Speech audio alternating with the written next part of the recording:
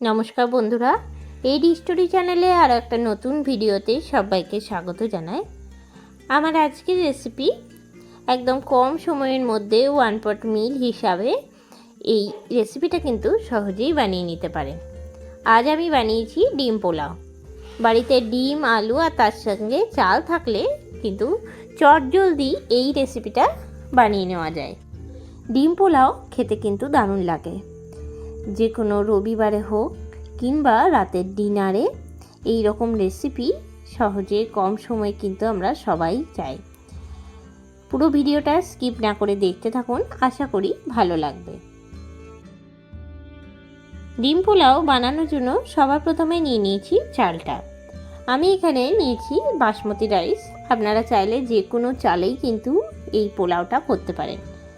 Basmati rice হোক কিংবা যে কোনো রকম চাল, গোবিন্দভোগ চাল হোক কিংবা আতপ চাল, যে কোনো চালেই কিন্তু এই পোলাওটা খেতে ভালো লাগে। চালটা আমি 2 থেকে 3 বার পরিষ্কার করে জলটা পাল্টে পাল্টে ধুয়ে নিলাম। তারপর বেশ কিছুটা জল দিয়ে আমি চালটাকে ভিজিয়ে রাখলাম আধ ঘন্টার জন্য। অন্যদিকে কড়াই চাপিয়ে নিয়েছি, কড়াইয়ের মধ্যে দিয়ে দিলাম জল। জলটা গরম হয়ে গেলে এর মধ্যে দিয়ে দিচ্ছি আমি হাফ চামচ লবণ। এরপর আমি দিয়ে দিচ্ছি এর মধ্যে আলু আর ডিম। আমি এখানে 3টে বড় সাইজের আলুকে 2 টুকরো করে কেটে নিচ্ছি, তার সাথে দিয়ে দিচ্ছি 4টে ডিম। আলু আর ডিমটা আমি সেদ্ধ করে নিচ্ছি। একটুখানি লবণ দিলে কিন্তু সেদ্ধটা খুব ভালো হয়। আমি এখানে নিয়েছি মুরগির ডিম, দিয়ে দিলাম একটা চাপা ঢাকা। সিদ্ধ হওয়া পর্যন্ত অপেক্ষা করলাম। ডিম আলু যখন সেদ্ধ হয়ে গেছে আমি ফিরে এসেছি আধ ঘন্টা পরে। সিদ্ধ হয়ে যাওয়ার পর আমি অন্য একটা পাত্রে তুলে রাখলাম। ডিম আলুটা ছাড়িয়ে নিয়ে ফিরে আসছি। ডিম আলু ছাড়িয়ে নেওয়ার পর আমি কড়াই চাপিয়ে নিয়েছি। আলু আর ডিমটা ভেজে নেওয়ার জন্য কড়াইয়ে দিয়ে দিলাম 3 চামচ রিফাইন্ড অয়েল। তেলটা খুব ভালো করে গরম হয়ে যাওয়ার পর তেলের মধ্যে আমি দিয়ে দিলাম সেদ্ধ করে রাখা ডিমটা। ডিমটা দেওয়ার পর এর মধ্যে দিয়ে দিচ্ছি সামান্য পরিমাণে হলুদের গুঁড়ো, দিয়ে দেবো সামান্য কাশ্মীরি লঙ্কার গুঁড়ো আর দিচ্ছি সামান্য লবণ। সামান্য কাশ্মীরি লঙ্কার গুঁড়ো দিলে কিন্তু ডিমের কালারটা খুব ভালো আসে। তবে ডিমটা কিন্তু খুব ডিপ ফ্রাই করব না, একদম হালকা করে ভেজে নেব। পোলাওয়ে ডিমটা কিন্তু খুব বেশি ভাজার প্রয়োজন নেই। নাড়াচাড়া দিয়ে আমি ডিমের এপাশ ওপাশটা ভালো করে ভেজে নিচ্ছি। আর খুন্তি দিয়ে ডিমগুলো একটুখানি কেটে দিচ্ছি। এতে করে ডিমটা ভাজার সময় কিন্তু ফুটবে না। সামান্য লবণ দিয়ে দিলেও কিন্তু ডিম খুব একটা ফুটে আসে না। ভালো করে নাড়াচাড়া দিয়ে হালকা করে ভেজে নিলাম।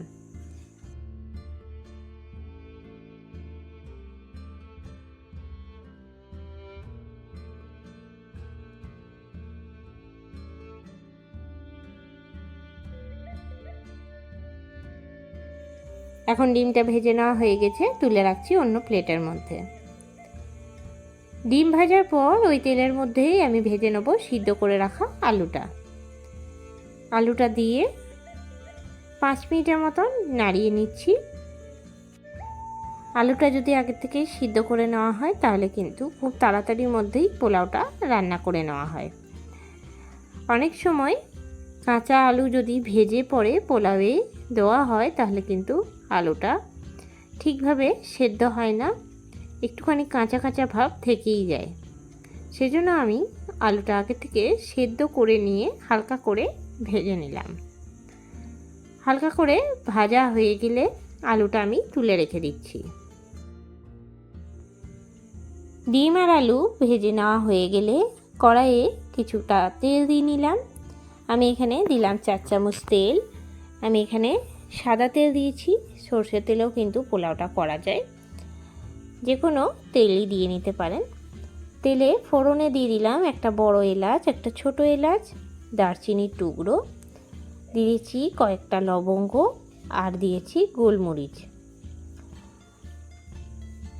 দিয়ে দিয়েছি শুকনো লঙ্কা একটা কেটে পরে দিয়েছি।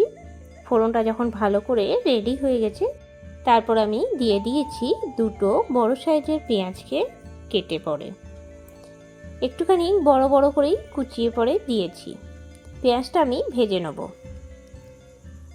পেঁয়াজটা লাল করে ভাজা হতে হতে একটা মশলা আমি বানিয়ে নেব। একটা মিক্সিং জারের মধ্যে দিয়ে দিচ্ছি কয়েক টুকরো আদা, কয়েকটা কাঁচা লঙ্কা, আর দিয়ে দেবো কয়েক কোয়া রসুন। 12 থেকে 15টা রসুনের কোয়া নিয়েছি। আর ঝালটা যে যেরকম খাবেন সেই বুঝে অবশ্যই লঙ্কাটা দেবেন। সামান্য জল দিয়ে মিহি করে বেটে নিচ্ছি। অন্যদিকে পেঁয়াজটা অনেকটা প্রায় ভেজে নেওয়া হয়ে গেছে। দিয়ে দিচ্ছি বেটে রাখা মশলাটা, আদা রসুন আর কাঁচা লঙ্কার পেস্টটা দিয়ে নিয়ে ভালো করে নাড়াচাড়া দেবো। বেশ কিছুক্ষণ নাড়িয়ে নেবো যতক্ষণ না রসুনের কাঁচা গন্ধটা যায়। গ্যাসের ফ্লেমটা একদম লো টু মিডিয়ামে রেখেছি। একদম কম আছে মশলাটা ভাজলে কিন্তু খুব ভালো মশলাটা ভাজা যায়। এর মধ্যে দিয়ে দেবো কয়েকটা গুঁড়ো মশলা। আধ ঘন্টা পর ফিরে চলে এসেছি। অন্যদিকে চালটা ভিজিয়ে রেখেছিলাম, চালটা কিন্তু এখন অনেকটা ভিজে গেছে। চালটা আমি জলটা ঝরিয়ে নিচ্ছি। একটা ছাকনা নিয়ে নিয়েছি বড়, ছাকনার মধ্যে চালটা ঢেলে জলটা একদম ছেঁকে নিচ্ছি। কাপড়ের মধ্যেও কিন্তু চালটা দিয়ে জলটা ছেঁকে নিতে পারেন। এরপর আমি কড়াইয়ের মধ্যে দিয়ে দিচ্ছি পরিমাণ মতন লবণ, দিয়ে দেবো জিরের গুঁড়ো 1 চা চামচ, দিয়ে দিচ্ছি কাশ্মীরি লঙ্কার গুঁড়ো 1/2 চা চামচ, দিয়ে দিচ্ছি ধনের গুঁড়ো 1 চা চামচ। এর মধ্যে কিন্তু আমি আর হলুদের গুঁড়ো দিলাম না, যেহেতু ডিমটা আর আলুটা ভাজার সময় আমি হলুদ দিয়েই ভেজেছিলাম। সব কিছু দিয়ে নিয়ে ভালো করে নাড়াচাড়া দিয়ে নিচ্ছি। মশলাটা বেশ কিছুক্ষণ নাড়াচাড়া দিয়ে কষিয়ে নেবো যতক্ষণ না মশলা থেকে তেল ছাড়ে। মশলাটা ভালো করে না কষালে কিন্তু পোলাওটা খেতে খুব একটা ভালো লাগবে না। সামান্য জল দিয়ে দিয়ে মশলাটা কষিয়ে নিচ্ছি। একটা চাপা ঢাকাও কিন্তু দিয়ে দিতে পারেন। বেশ কিছুক্ষণ ঢাকা দিয়ে রাখলে মশলাটা কিন্তু খুব সুন্দরভাবে কষানো হয়ে যায় আর মশলা থেকে তেলটাও তাড়াতাড়ি ছেড়ে যায়। যাই হোক, মশলা থেকে কিন্তু এখন তেল ছেড়ে এসেছে। দিয়ে দিচ্ছি চালটা কিন্তু জলটা ঝরিয়ে রেখেছি আগের থেকেই। চালটা দিয়ে ভালো করে মশলার সাথে নাড়াচাড়া দিয়ে নিচ্ছি। গ্যাসের ফ্লেমটা লো টু মিডিয়ামে রেখে চালটা কিন্তু ভালো করে ভেজে নেব। চালটা যত ভালো করে ভাজা হবে পোলাওটা কিন্তু ততটাই ভালো ঝরঝরে হবে আর খেতেও কিন্তু খুব ভালো লাগবে। আমি কিন্তু এখানে চাল নিয়েছি চায়ের কাপে মাপ করে 3 কাপ। সেই একই কাপের মাপ করে কিন্তু আমি জলটা দেবো। যে পাত্রে আমরা চালটা মাপবো সেই পাত্রের মাপ করেই 2 কাপ আমি দেবো জল প্রত্যেকটা কাপে। যেহেতু 3 কাপ চাল নিয়েছি সেজন্য আমি এখানে 6 কাপ জল দেবো। জলটা কিন্তু আমি গরম করে নিয়েছি। জলটা ভালো করে ফুটিয়ে আমি রেডি করে নিয়েছি। চালটা এখন ভালো করে ভেজে নেওয়া হয়ে গেছে। দিয়ে দিচ্ছি জলটা, দিয়ে দিলাম ফুটিয়ে রাখা জলটা দিয়ে চারপাশে ভালো করে নাড়িয়ে নিচ্ছি।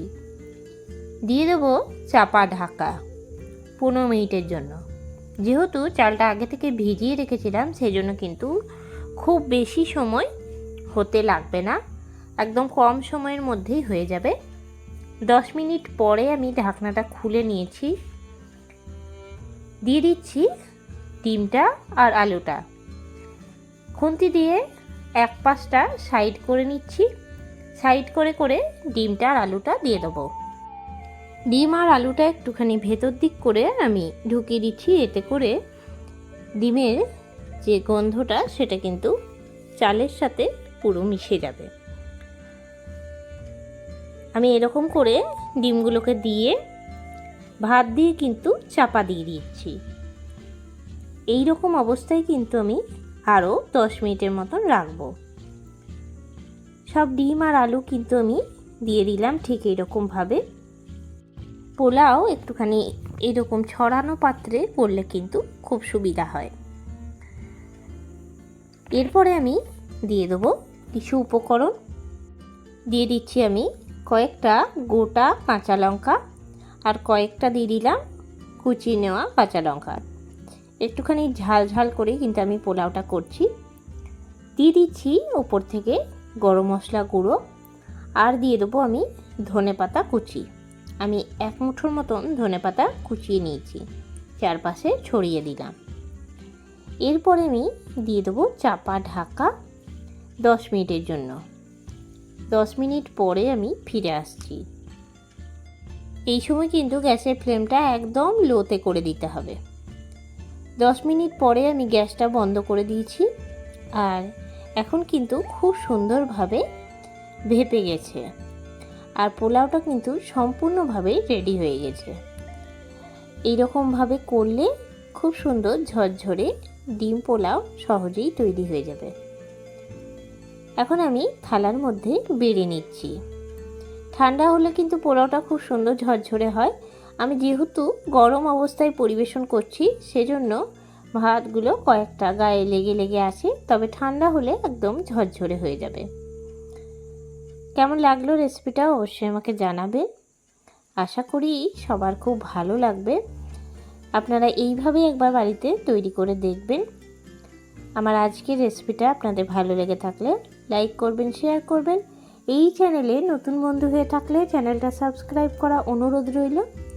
আর যারা ফেসবুক পেজ থেকে দেখছেন অবশ্যই পেজটাকে ফলো করে দেবেন। আবারও নতুন কোনো রেসিপি নিয়ে হাজির হব। সঙ্গে থাকুন আর দেখতে থাকুন। সবাই ভালো থাকবেন, সুস্থ থাকবেন। ধন্যবাদ।